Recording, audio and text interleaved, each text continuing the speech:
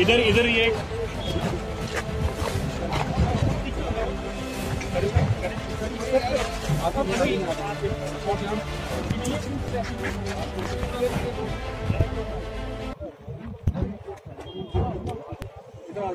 जो रात को 11 बजे हुआ है, ये मेन रोड पे नहीं, ये टनल जो बननी स्टार्ट हुई थी वहाँ पर लेबर काम कर रही थी।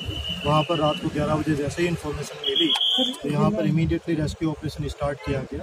यहाँ पर डिस्ट्रिक्ट एडमिनिस्ट्रेशन, जिला पुलिस और SDRF की टीम ने की, जिसमें 3 लोगों को उसी टाइम इवैक्यूएट किया गया जो अभी सेफ है। उसके अलावा जो 10 लोग अभी जो सूचना मिली है जो कंपनी से वहाँ से लिया गया अभी तक अंदर है, उसके लिए पूरी रेस्क्यू किया जा रहा है। पूरा का पूरा यहाँ पे इवैक्यूएशन किया जा रहा है। इसके बजाय NDRF को भी कॉल दिया गया, वो NDRF भी यहीं पर है। हमारी पूरी कोशिश है कि इमीडिएटली रेस्क्यू किया। 12 लोगों की अभी तक हमें सूचना 12 घंटे से देखें। यहाँ पर बड़े बड़े बोल्डर आए हैं, आप देख रहे हैं, बहुत सारी पहाड़ी ऊपर से नीचे आई है। तो बोल्डर्स को नीचे करने के लिए उसको पहले तोड़ना पड़ता है। काम करने का स्पेस जो यहाँ पर मशीनरी के जो जाने का स्पेस कम है, उस वजह से है। हमने पूरी मशीनरी मोबिलाइज कर रखी है। रात को 11 बजे से पूरा यहाँ पर इवैक्यूएशन ऑपरेशन, रेस्क्यू ऑपरेशन चल रहा है।